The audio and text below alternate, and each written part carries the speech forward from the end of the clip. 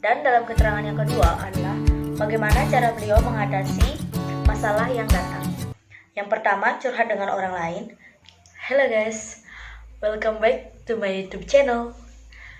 Jadi, terima kasih ya sudah klik video ini.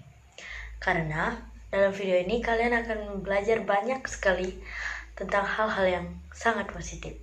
Jadi, stay tune terus ya. Oke? Baiklah, kali ini aku akan membahas tentang self-reflection, yaitu materi ini diberikan oleh Coach Wira. Di hari ke-6, aku mengikuti BDOT di Ananda Widya Business School. Tidak terasa ya, selama BDOT itu banyak sekali pelajaran yang aku dapatkan dari Coach Wira dan para coach yang ada di AWBS. Dan tidak terasa pula, semakin hari aku semakin menyadari bahwa ilmu dan pelajaran hidup yang diberikan dari para coach dan dari AWBS sangat berarti dan berguna bagi hidupku. Dan tentunya bagi hidup kalian pasti juga akan berarti. Nah, maka dari itu aku akan membahas tentang self-reflection. Apa sih itu self-reflection? Pasti kalian sangat asing ya dengan kata-kata self-reflection. Aku pun waktu pertama kali mendengarkan materi tentang self-reflection itu sangat-sangat asing. Tapi tenang, kali ini aku akan menjelaskannya. Jadi sebelum lanjut, aku mau cerita dulu nih self-reflection yang aku alami dalam diri aku. Pada suatu ketika, aku pernah mengalami suatu penyakit yang berkaitan dengan mental. Penyakit mental sendiri yang aku alami itu adalah depresi. Kalau kata psikiater sih gitu. Dan gejala-gejalanya adalah aku tidak bisa mengontrol apa yang aku lakukan. Aku menyadari apa yang aku lakukan saat itu.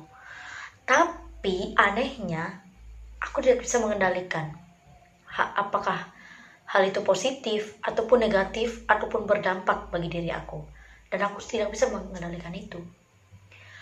Hingga pada suatu saat, aku sangat jenuh, aku sangat-sangat putus asa karena aku tidak kunjung-kunjung sembuh dari penyakit itu. Keluarga aku, ayah aku, ibu aku, pada saat itu merasakan rasa yang sama. Di mana aku tidak bisa kembali ceria, kembali sehat, kembali pulih seperti dulu. Jadi, pada saat itu, pada saat aku putus asa, aku menyendiri. Aku merenungi segala sesuatu yang aku lakukan pada saat itu. Dan aku bertekad. Dari malam itu, aku pergi ke psikiater. Aku konsultasi ke sana bersama ayahku. Dan dikatakan oleh psikiater, aku tidak memahami diriku sendiri.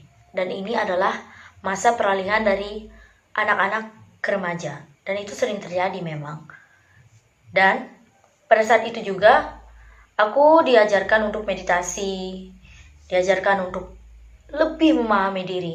Cobalah beberapa saat untuk bercakap-cakap dengan diri kamu. Maka dari itu, kamu bisa menghargai diri kamu. Nah, semenjak kejadian itu, aku lebih sering mengintrospeksi diri. Jadi apa yang aku lakukan, misalnya kesalahan yang aku lakukan, aku tidak menghakimi diriku. Karena sebelumnya, yang menyebabkan penyakit itu datang adalah aku terlalu banyak menghakimi diri. Terlalu banyak menghakimi diri dari kesalahan, dari hal yang tidak seharusnya aku lakukan, dari insecure, dan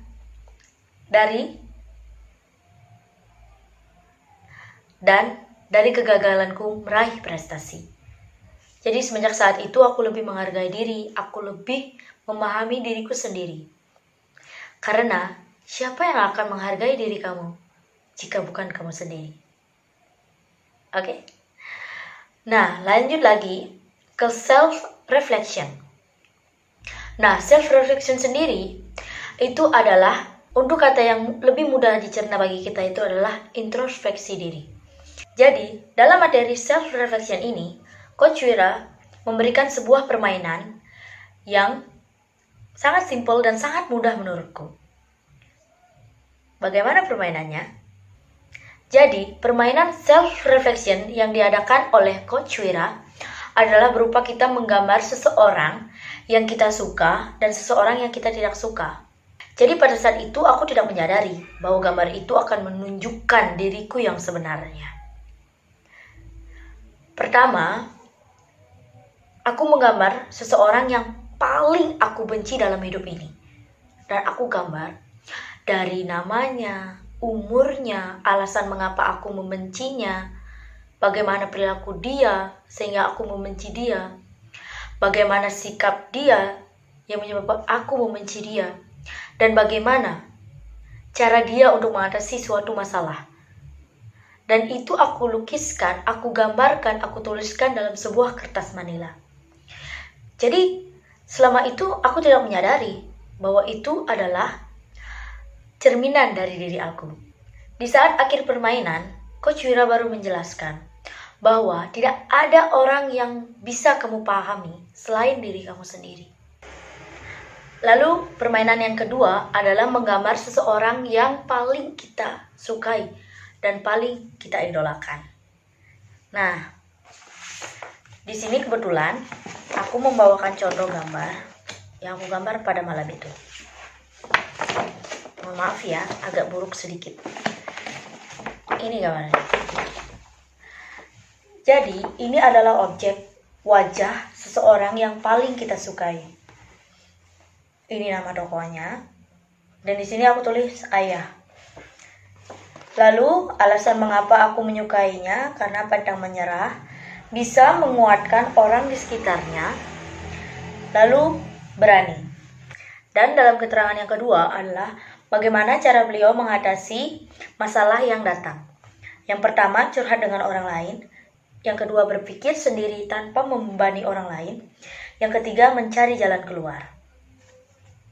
Lalu, apa yang ia lakukan agar ia terus bersemangat? Yang pertama, jangan menyerah. Dan hidup ini memang susah, tetapi kita harus tetap berlanjut. Nah, moto hidup yang beliau punya adalah, hidup adalah panggung sandiwara. Kita hanya perlu berjalan seperti apa yang kita inginkan. Dan yang terakhir adalah, dalam hidup, terkadang seseorang banyak yang tidak suka dengan kita. Kadang pula mereka suka berpura-pura, tetapi tetaplah hidup dengan jalan yang kita tepati seperti orang lain. Dan gambar ini bukan menggambarkan tentang ayahku yang sesungguhnya, tetapi sisi baik yang aku miliki dalam diri. Jadi bagaimana jika aku tidak mengenal permainan ini? Sudah tentu, aku akan tidak mengetahui bagaimana cara membedakan pikiran negatif kita dan pikiran positif kita. Jadi pada saat kita menilai orang lain dengan pikiran-pikiran yang negatif, itu tidak selamanya benar. Karena itu adalah nilai dari dalam diri kita. Jadi, berhentilah berpikiran yang negatif. Jadilah orang yang selalu berpikiran positif dan mendukung orang lain, bukan malah menghina orang lain. Dan tetaplah pada pikiran yang positif. Seperti gambar yang tadi aku jelaskan, itu adalah sisi positif yang ada dalam diri aku.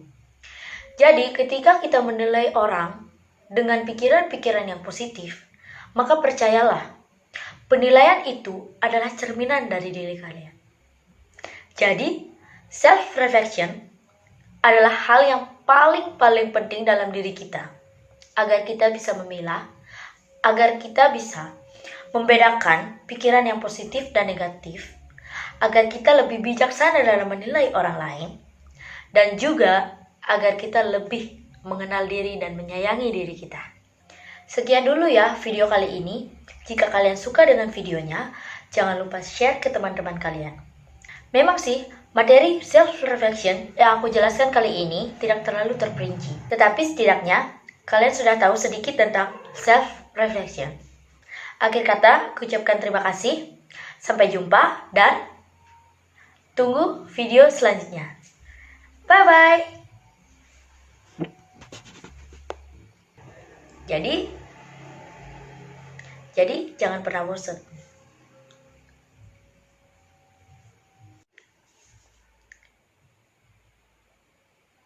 Kemudian, bagaimana?